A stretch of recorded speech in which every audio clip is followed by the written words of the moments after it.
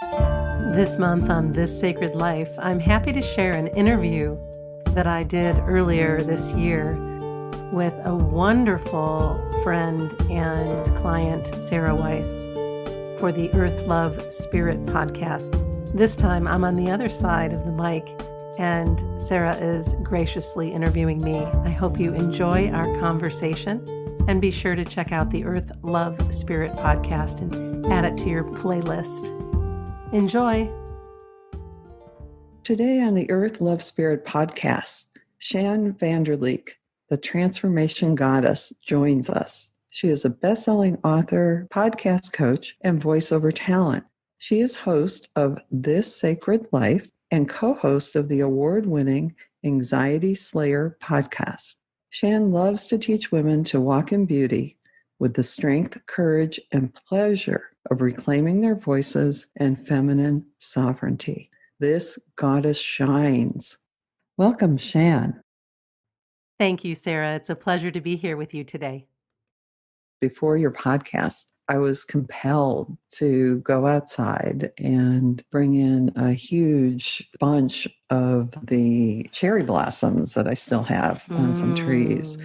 And they're like, I cut them so that they're like 3 feet tall. So I have this I love that. Beautiful display of these white cherry blossoms here for you.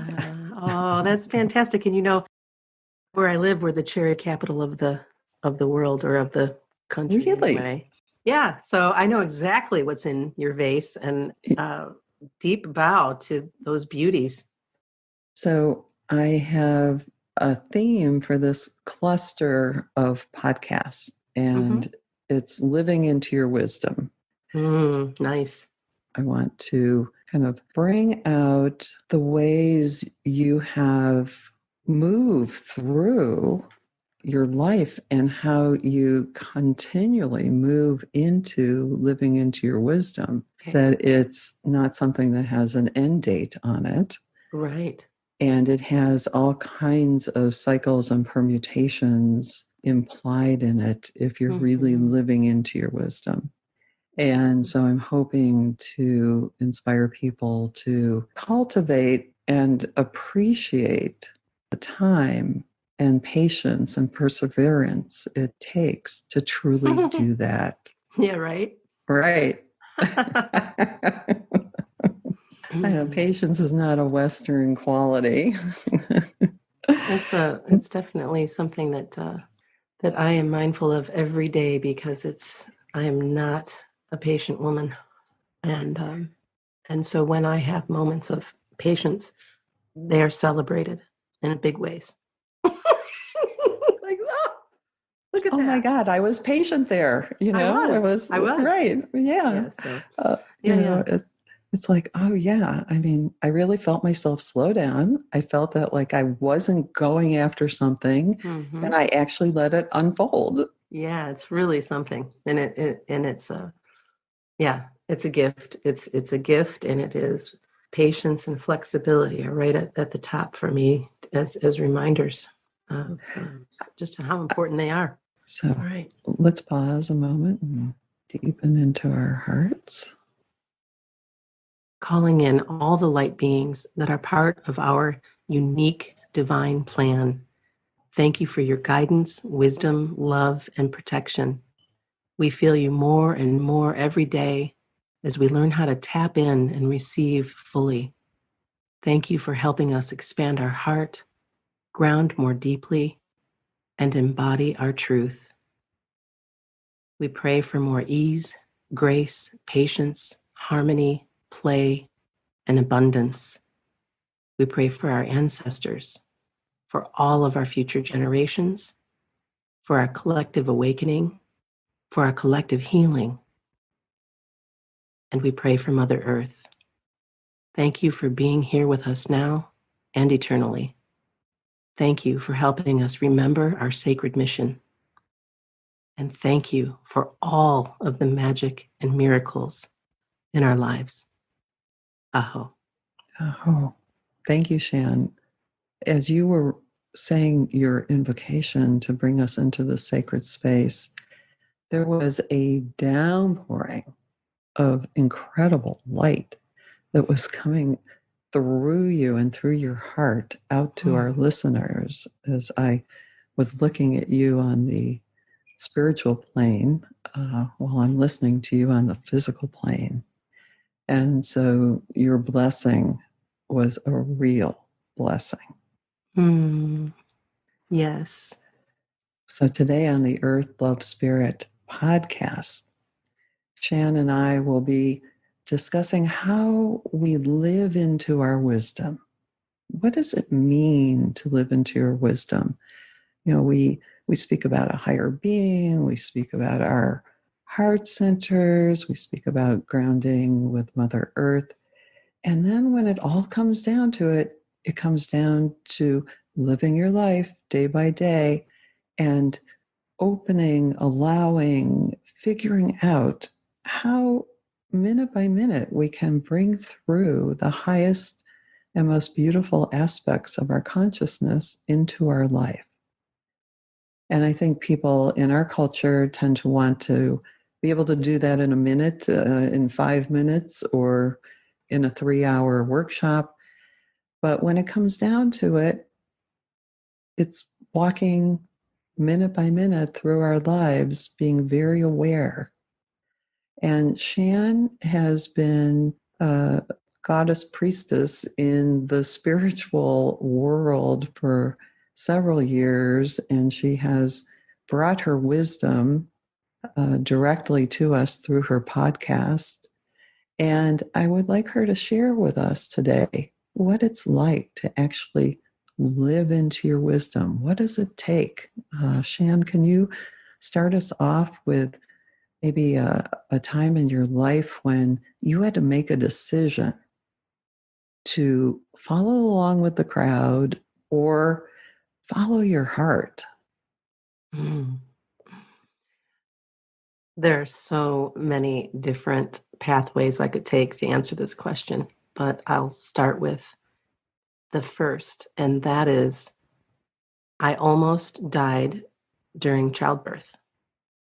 And I know this is a weird thing for me to say, but this is true that I am here, and I feel like it's a miracle that I am here based on what my mother went through and what we survived during my childbirth. And so that has been a part of my knowing that there is this one in me who was, even though I came in crashing and screaming, was going to make something of this experience. And I really wanted to be here. And that led to forgetting all of that, of course, and going off and doing all the things that you do. You go to school and you get a job and you get married and you buy a house and thankfully, in my case, I met a wonderful partner almost 30 years ago and have lived my life with him, and I'm so incredibly grateful for our life and for our friendship and for his support when I decided that I no longer wanted to be on that track of doing things the way that I was expected to do them, or doing things for validation, or doing things, but to be able to just say, enough, this has been a wonderful experience. I'm grateful for it, but here I am, and what do I want to do with the rest of my life? And of course, that is also tied to giving birth to my daughter. So from my own birth story to her birth story and our birth story together, I realized very quickly that I had absolutely zero interest in jumping through flaming circus hoops for the money anymore. And I had a high-level career in television. I was there for a long, long time, all the trappings, all the trimmings. And leaving that to follow the flow of my life, to create more spaciousness, to create more quality time, to be a mother who was present and attending the healing that I needed in order to be a better version of myself and to have the time to do so.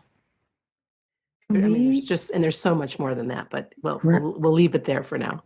Well, can we go into that a little? Because this is what I see with people now. All of a sudden people have all this time to be with themselves, time to reconsider what path their life is taking. Mm-hmm. And between feeling like you have something different, a different path opening for you, and actually getting on that path, there's a whole story in there. Yeah, there is.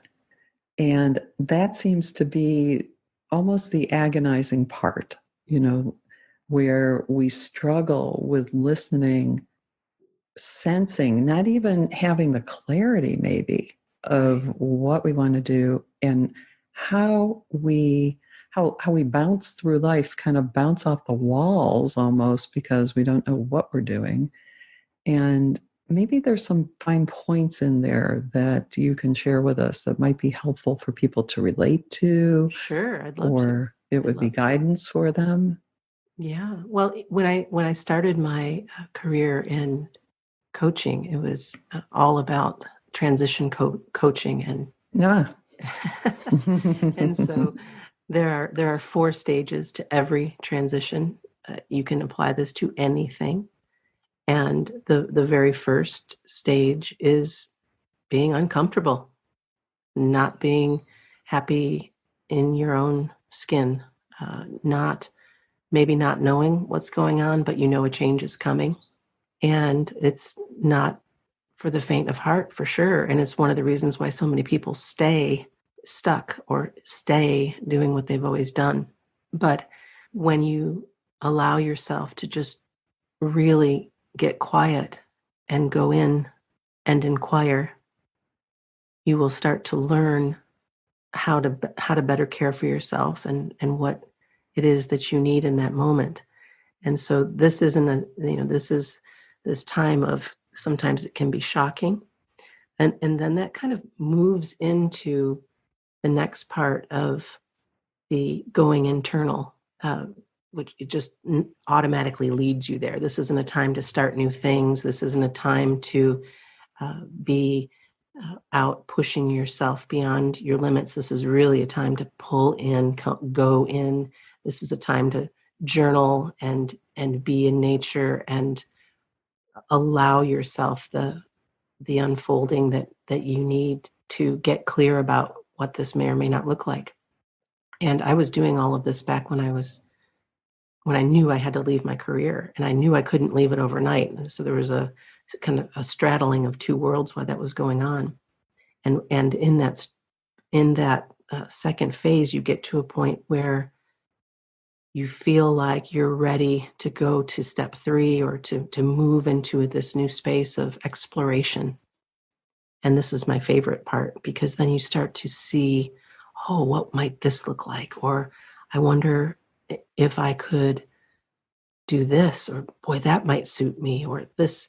This is when these synchronicities happen, whether it's listening to a podcast or watching a video or having a conversation with a friend, or just having this this lightning bolt of intuition that comes through.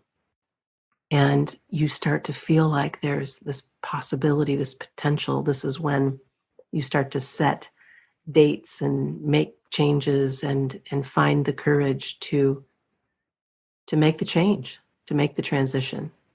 And then, of course, step 4 is Renaissance, celebration, and really having this beautiful, resonant knowing that you've arrived.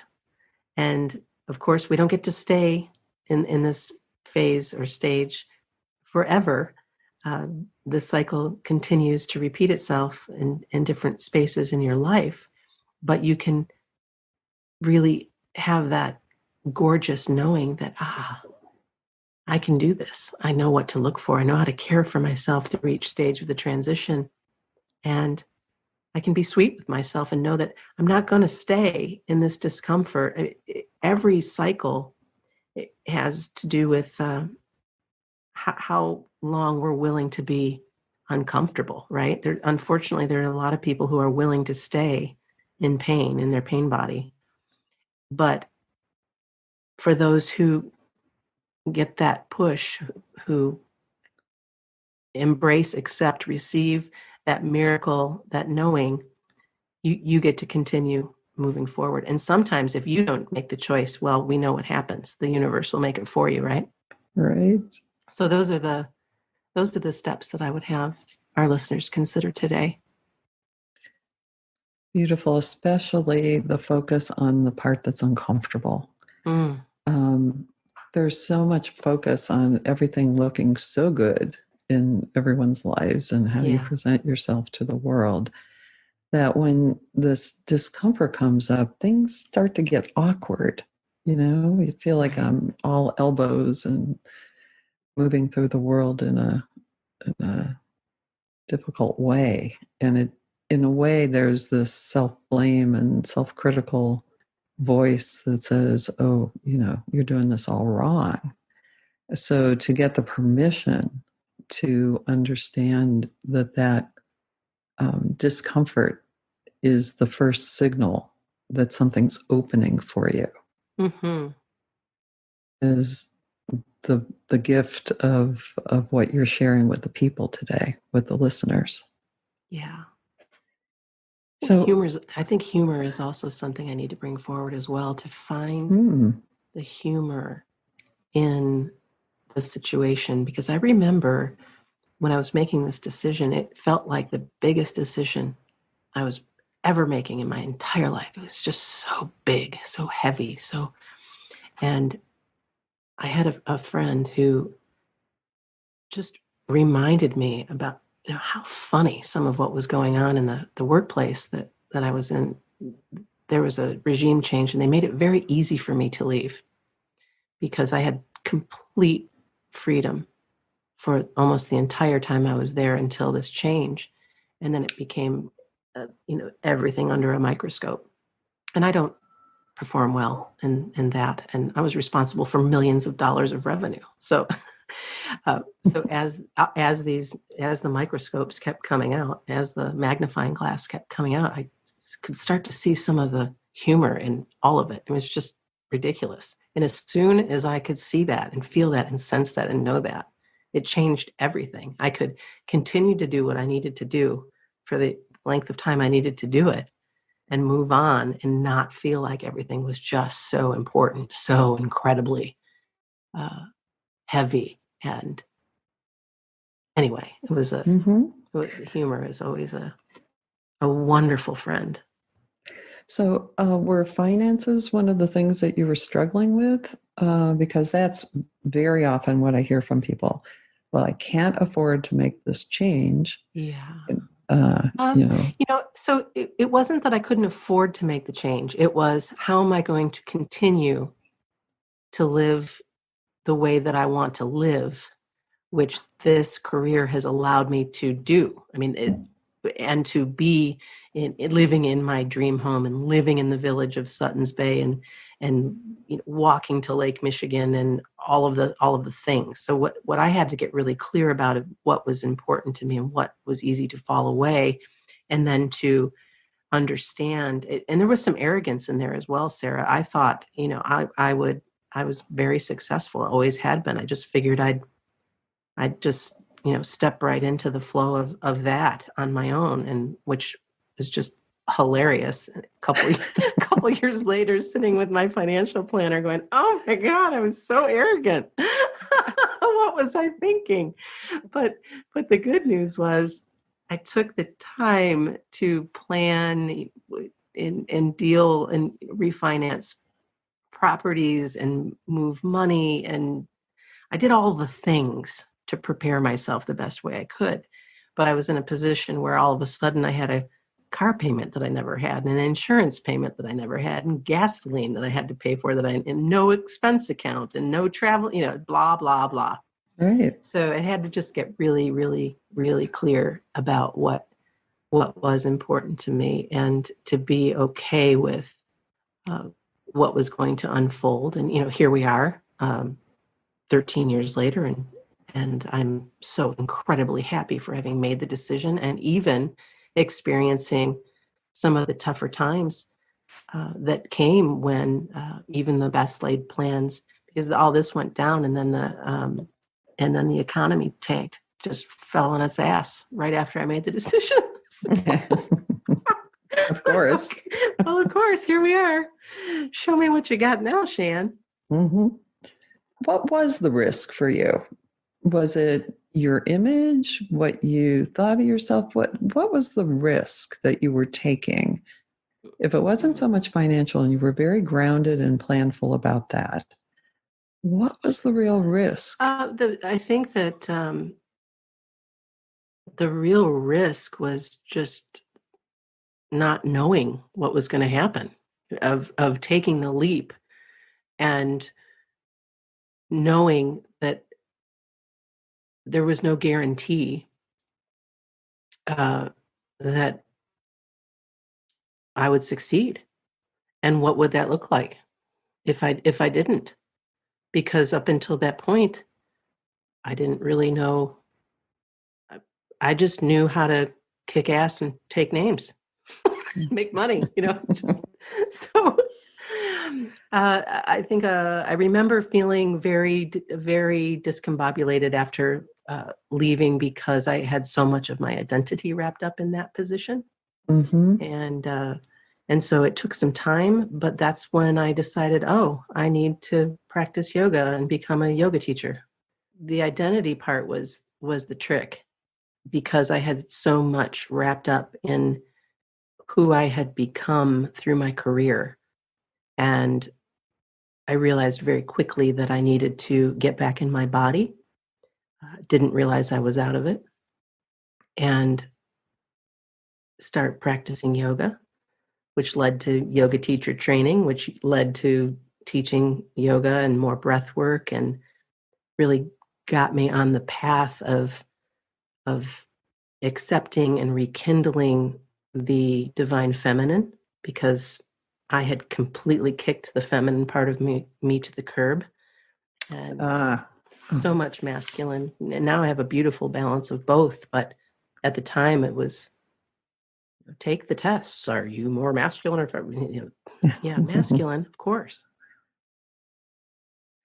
That's very interesting. And I think that would be very interesting to our listeners, because here you are dropping off the corporate matrix and you're becoming a spiritual entrepreneur, which means that you are in charge of everything in terms of your work, how you're creating, generating a path that leads from within, but is still unknown.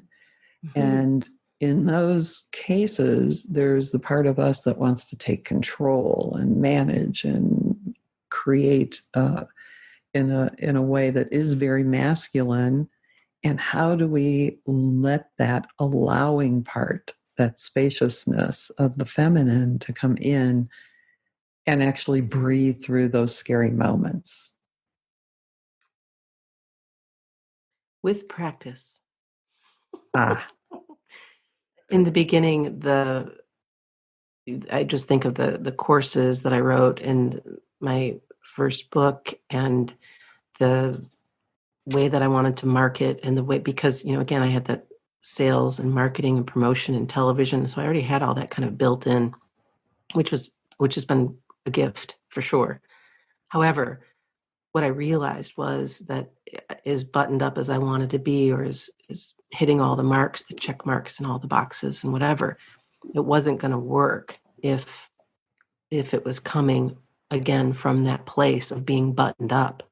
It needed to come from a place of having a loose outline or structure that I could circle through and move through, and kind of weave my story in a way that helped me see and understand what could work and what wouldn't work, and what people really want, and what I really need, and that I'm not going to show up and do things that I don't enjoy, even though I can. even though I can do anything, even though I came into the world knowing that I could do that kind of business, and to be able to step back and be, okay, so, but what is it that you want to bring forward? And so this is where that inspiration comes from, the guidance and inspiration to what do I really want to do? And generally it doesn't look like check boxes and validation from somewhere else. It's all about, oh yeah, this feels good. I want to share this. So this is how we're illustrating living into your wisdom. So you're starting to describe a process where you're sensing, feeling, aligning with something inside of you that seems to be a guiding light within you. Very much a show me. And self-inquiry through journaling and of course the wisdom that comes with life experience, the wisdom that comes from gardening and walking the shores of Lake Michigan and having conversations with people like you and being a part of the Changing Woman Sisterhood and the Earthwalk community and the people that I surround myself with, all of that. And when you mentioned the sisterhood, it really touched my heart because that's something that I feel very authentically with you. How did the Sacred Life podcast come around here? So the podcast began in 2007 or 2008, and it was True Balance Podcast. And that is the name of my company, True Balance International. And at the time, that was, and still is, very much a part of what I wanted to live and breathe and teach and be, was what true balance looks like. And not from a place of holding a pose or balancing, but from a place of a loyal dance, of how you dance through your life with as much balance as you possibly can between the worlds of professional world and personal world and all of the other worlds that come into our space.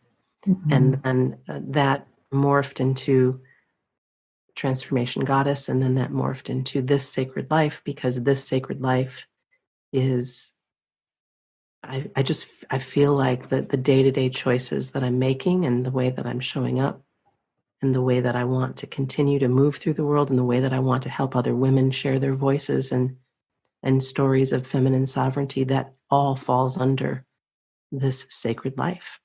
And so we talk about it. So yeah, it's a work in progress or process, and I just let it evolve where it wants to go. Now, for our listeners, I want them to know that you're also an anxiety expert. Yes. With your other podcast. Can you tell us about the Anxiety Slayer? Sure. Anxiety Slayer was born in 2009 when my co-host and business partner, Ananga Sivir, reached out to me. Ananga lives in the UK, and she was enjoying some of my writing at the time and reached out and wondered if we might want to collaborate on a project and help people who are suffering from anxiety. And she comes from a background of Ayurveda, and she's one of the pioneers of and teachers of EFT tapping back when it was emotional freedom technique. She was teaching 20 years ago before it became, all the rage. And she is just incredible. She's one of my favorite people on the planet and such an incredible teacher. Anyway, because I had already been podcasting, it occurred to me that we could have a nice setup where the two of us came together and had conversations and helped people with the combination of our talents. Because at the time I was, as I mentioned earlier, teaching yoga. I was doing a lot of guided meditations and relaxations and teaching yoga nidra. I knew a lot of breath work. So we just combined our skills, and she's a musician and I'm an editor and voiceover talent. It was just one of those perfect unions. And here we are over 10 years later, 7 million downloads, 500 podcasts, we're still doing it.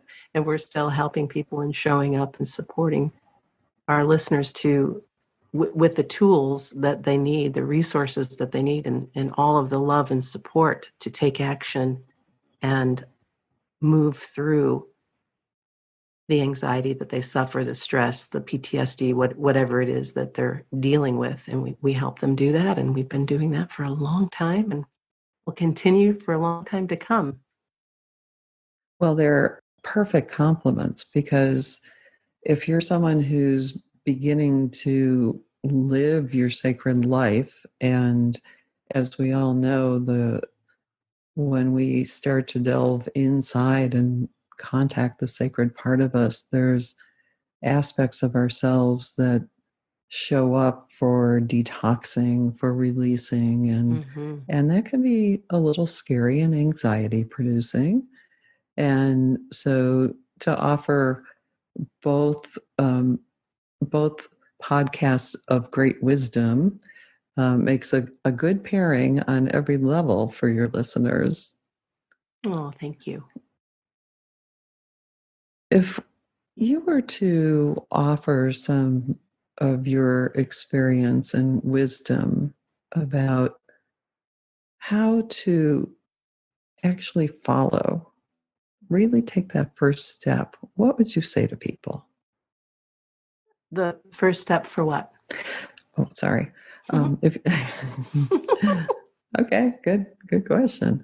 Um, to be able to step into that place where you're finally going to take control of your life, and not control in that heavy way, but really become a sovereign being, where you're going to drop off, I call the matrix, and become your true self. I think it begins with curiosity, following what you're curious about, allowing yourself to look at things in a completely different way. And I'm one of the most curious people you'll ever meet. Just ask my husband and my daughter. So yeah, it starts there, allowing yourself to be curious and to see what else is possible, because my goodness, there's so much else that is possible that you haven't even touched on, that you might not even have a clue. And as soon as you allow that in, invite that in, it's just, wow, what a ride. Oh, listeners, you really have to catch the vibe that Shann's sending out right now, because not everyone has that vibrant curiosity. And if you can just catch what she is radiating, that's going to open up a whole entire new world for you. Love that. Well, thank you so much, Shann. Is there anything else you'd like to share with our listeners, how they can get in touch with you? We're going to have the information in the show notes, but what are your offerings, and how should people get in contact with you? Sure. Well, I'm available all over social media. If you just search for Shann Vander Leek, you'll find me. And then the website that I'd recommend is shannvanderleek.com, because that is a portal to Anxiety Slayer and This Sacred Life and Podcast Bath, because I'm also a podcast producer and voiceover talent. So you can find everything right there. Right now, I don't have a special promotion or offering beyond that. I just keep showing up and supporting those right now who are suffering, or who are having a difficult time navigating through COVID-19 and how to care for themselves. So if you catch me on social media, you'll see the different Zoom calls or different things that kind of pop up based on what I think you need or what I'm intuiting that needs to be shared. I'd love for you to listen in to Anxiety Slayer or to This Sacred Life. Those are both available wherever podcasts are played. Wonderful. Well, thank you for taking the time to share your wisdom with our listeners, and specifically around living into your wisdom. So many blessings to you, Shann, and to your beautiful work. And we look forward to connecting with you on many of the platforms that you're offering to our listeners. God bless. And to you. Thank you, Sarah.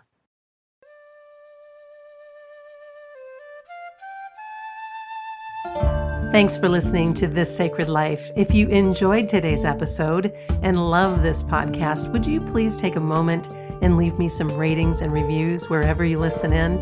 It sure would be a big help. The more reviews and ratings I receive, the more women I can reach around the world. Thanks for your consideration.